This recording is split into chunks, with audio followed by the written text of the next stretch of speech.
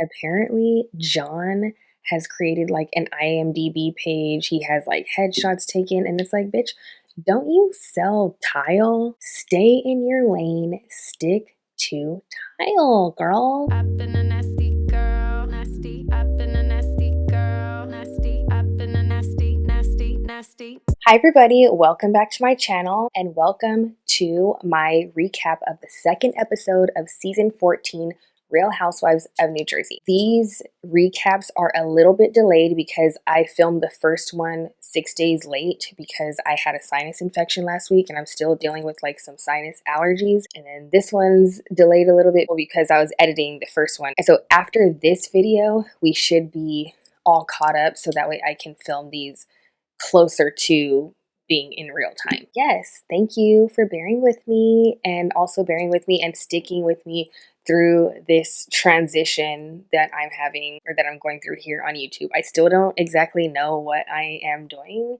long term on YouTube or like with my life in general. I don't know what I'm doing. I don't know what I'm doing, but thank you for holding my hand through this, okay? If you have not subscribed to my channel, then please take a moment to subscribe.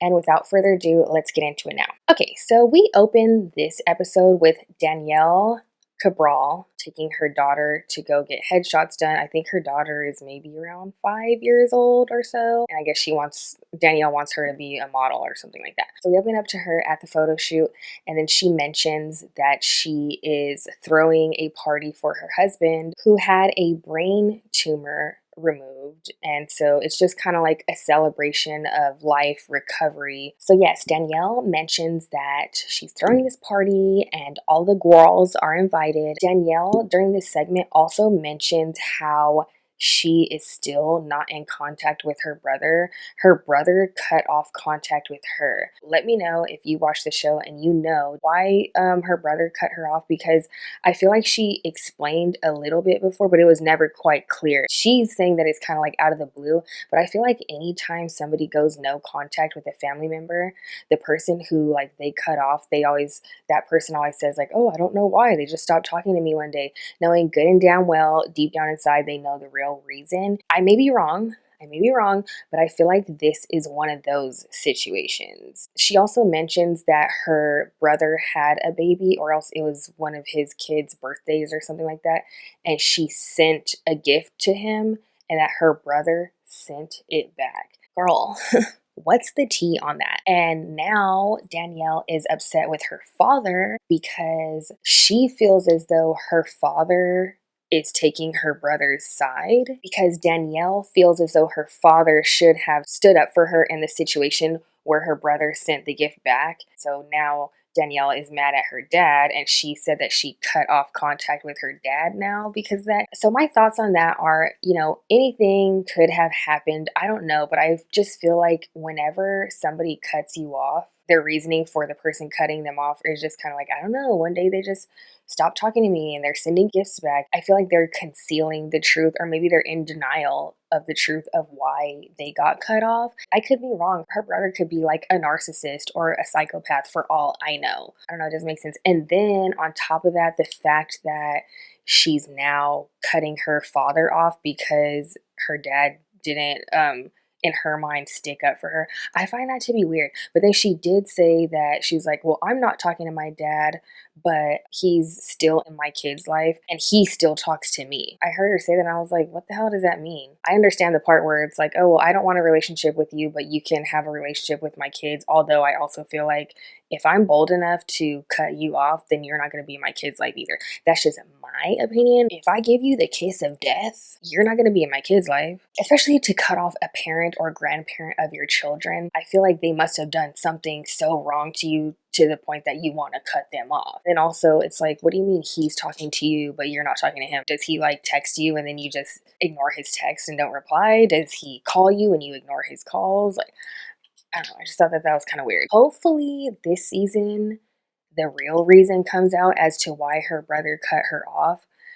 because I want to know. Because I'm nosy, basically. I'm a nosy bitch. So later we have Melissa and Joe throwing Antonia a birthday party. She's turning 18, which I can't believe. So they have a nice little brunch, it looks like, at a nice restaurant. It's beautiful, with a couple of her friends, a bunch of family, or at least Melissa's family, because Joe doesn't talk to any of his family anymore. During this brunch, Melissa, she starts to tell the birth story of Antonia. She's like, 18 years ago today, I was laying on the table like a piece of meat getting cut open. I get it, it's like a humorous thing or whatever, but this is like a very on brand for Melissa thing. I don't mean to be on Melissa's dome. Like, there are aspects about her that I do enjoy, especially her husband. I love Joe. I love Joe Gorga, especially in the earlier days. I just feel like Melissa has this certain type of banter that she has when it comes to her daughter. Her go-to is like, oh, let me say something embarrassing. And I know parents do that sometimes, where they want to embarrass their kids because they think that it's funny or whatever. And I think that is funny sometimes,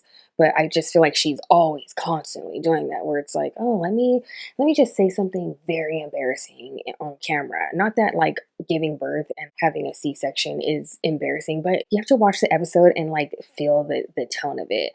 It's just like, oh, look at me, I'm funny. It's very that. So yeah, she's doing her usual let me embarrass my daughter routine. And then I think Melissa's sister mentioned how Joe, I guess when Antonia was born, or when Joe found out that it was a girl, that he broke out in hives all over his body and started having a panic attack. I know that they retell this story in like a humorous, funny way, but that story, which has been mentioned in like earlier seasons, has always rubbed me the wrong way, and I always found it to be kind of weird. You are so freaked out by the fact that you have a female child, which obviously when you got your wife pregnant, you knew that it was like a 50-50% chance of it being one or the other, right? As much as I love Joe, I do like I have a soft spot in my heart for Joe, but I just feel like it speaks to the fact of like him being like such a freaking like caveman. It's such an unintentional projection of the way that he thinks about women and girls. What I imagine in my mind is that he's so freaked out by the fact that he had a daughter because he's thinking about the way that he looks at women. Does that make sense to you? I don't know. That story always was like kind of weird to me. Kind of weird, but okay, let's laugh about it. At the same brunch, Melissa's still doing her like let me embarrass my daughter routine. I need to do a deep dive on Melissa. She's very smart. She's very calculated, okay? And so like contrived. So she does this thing where she's like talking to Antonia. Oh, you're going off to college. You need to explore your oats. I felt like she was trying to play dumb. Like, oh, I don't know what this phrase is. You need to explore your oats. And she's like looking around. I'm very like into like vibes and like my intuition. And like I pay attention to everything. Like I notice everything. I notice like body language and subtle cues and things like that. She's like, oh, you need to explore your oats, right? Explore your oats? Oh, and then her sister's like, oh, you mean sow your oats? She's like, yeah, sow your oats. Ha ha ha. I watched Coming to America, okay? Doesn't he go sow his royal oats or whatever, which basically means like to explore sexually? At that same brunch, Nick and Mike, who are, I forgot which one is Melissa's cousin. I think her cousin is Nick and then his partner is Mike. They ask Joe to officiate their wedding, which is coming up. Joe, he gets a little teary-eyed because he's saying how much that he feels like they are his family. Remember the past seasons, like the Wakilis? He doesn't even have a relationship with Kathy Wakili, like Kathy and Rosie or any of them anymore. Why they don't have a relationship anymore? There's a reason why. So he starts to get emotional over the fact that he just feels so honored that they asked him to officiate their wedding. I must say that something that I've noticed with Joe in recent seasons is how the joy is no longer on his face anymore. He just often looks miserable at this point. Like if you compare him to how he was in earlier seasons, you know how Joe was, like he's very like goofy, happy-go-lucky, lighthearted, whatever, the life of the party. Like he's no longer that. The whole feud and everything has just worn him down. It changed his brain chemistry. And that just makes me so sad because I hate to see somebody so broken over something. So while Marge, Melissa, and Rachel are all playing pickleball, and they're talking about Teresa and the upcoming party and everything, Rachel does bring up the rumor again about how John allegedly was a big drug dealer or something like that, the biggest drug dealer in his county. And Rachel says that no, he was not the biggest drug dealer in the county. He got arrested one time when he was 17 for selling pot. It was like a one-time thing, and that's it. I don't know whether or not the rumors are true or not, because I just feel like if he was actually like this big, huge drug dealer, I think that there would be more information out there about it, unless he just like never got caught and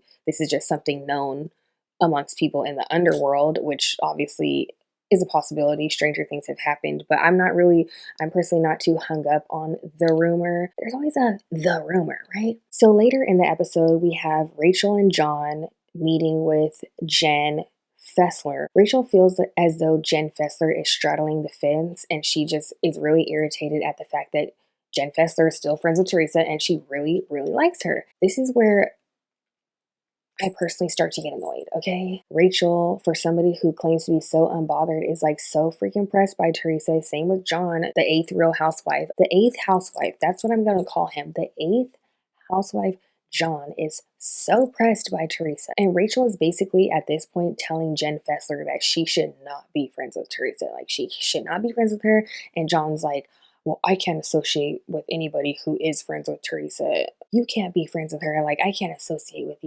you if you're still friends with her, whatever. It's like very very girly. And so at this point in the episode, something clicked in my mind. I was like, oh my gosh, I see it now. Rachel and John are the next Jim and Amber Marchese.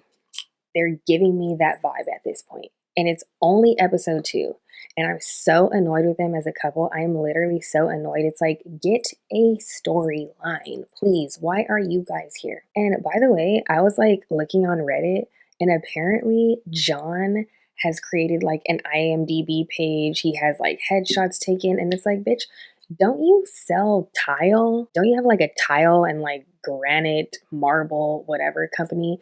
What, you're trying to be an actor now? Stay in your lane, stick to tile, girl. You're really Jim and Amber. Like, you're this season's Jim and Amber. I forgot if it was 5 or 6, but season 5 or 6 of Real Housewives of New Jersey was like the worst season, and Jim and Amber were the worst people ever cast on this franchise, and might possibly be the worst couple on all Real Housewives franchises as a whole. They are terrible people. Only time will tell what happens with that. So toward the end of the episode, where you're at the big party for Danielle Cabral and her husband, of course, before Teresa arrives, everybody's like, oh, Teresa's coming. What are you going to say? How are you going to react? Teresa.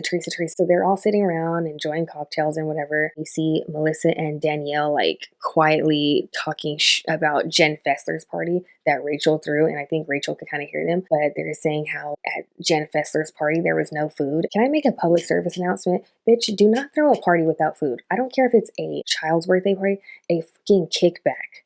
Do not throw a party without food. At that point, don't throw the party, because it's rude. If I get there and there's not food, and then especially if there is alcohol and no food, it's like, bitch, I am leaving your party early. I'm going to get my drinks, multiple, and then I'm going to leave and I'm going to go eat somewhere. Like, I'm not staying at your party. If you throw a party, have food. At the very least, order some pizza. I mean, damn. That's totally me going off on a tangent. So Teresa, Jenn, and Dolores all arrive and give their like awkward hello. I love the part when Jenn Fessler asks Jen Aiden if she brought her marijuana pen. That is like totally something that me and my friends do. And look, bitch, can I just go on like a quick 30-second tangent? This is all I'm going to say. Is pot like legal now in all states? I'm not sure. I think it's still legal in some states, but in my state, I'm from California. I went through like a major pothead stage, and I still enjoy marijuana to this day. I'm grown. Like, I'm a fucking grown up, okay? Like, I've been on YouTube for so many years. I've been through so many eras on YouTube. And if you remember from back in the day, I was literally one of the first people here on YouTube to admit or mention, if you will, that I smoked pot back then. And people freaking roasted my ass for it, like ripped me a new one. They acted like I said that I smoked crack or something like that. Like, people ripped me a fucking new one. I say all that to say, it's just funny to me now how times have changed so much and how now we can openly enjoy our marijuana and talk about the fact that we enjoy marijuana as grown ass adults, which is like a lot safer than alcohol. Alcohol is like terrible for you. Although I do enjoy alcohol as well. So anyway, I just thought it was cute and funny how Jenn Fessler asked for Jen Aiden's pen, because like that's literally something that my friends and I do when we go certain places. And it's like, oh my gosh, we are all the same. So Teresa and Jenn Fessler go off to talk about this like alleged meeting. On my last video, I said that they met up at Rachel's house. They actually met up at Margaret Joseph's house, at Marge's house. So Teresa asked her just as a friend, like, did this meeting happen or not? And Jen is transparent with her because Jen is like such a good friend and she's such like an honest person. And then the other girls, like, they see Teresa and Jenn Fessler talking. Everybody else is just like kind of annoyed at the fact that Jenn Fessler is even talking to Teresa. So they're annoyed, like, why is Jen talking to Teresa? Blah, blah, blah, blah, blah. Like, you know, she's like fucking up the game plan, I guess. I don't know. In that conversation, Teresa does tell Jenn Fessler that she's adamant about the fact that Louis did not call Margaret Joseph's son. She even says, I put that on my four daughters. And I felt like that was like such a deep thing. I think that if anything, if Louis really did call Margaret Joseph's son, if that did happen, I feel like he did it. He called the son, but then he told Teresa otherwise.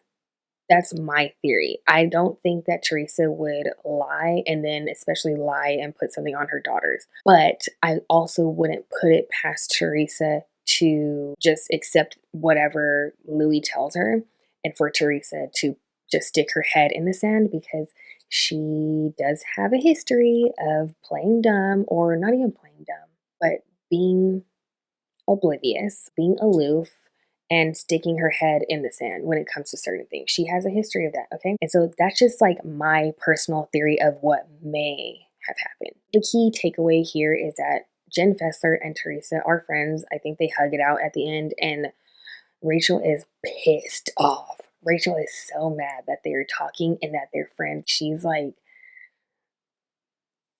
she's pissed. And that's where that episode ends. And I want to say that one of my main takeaways from this episode is that I feel as though Jenn Fessler is almost being used as like a pawn or something like that, or like she's like a neutral party, and that Jenn Fessler is kind of in the middle.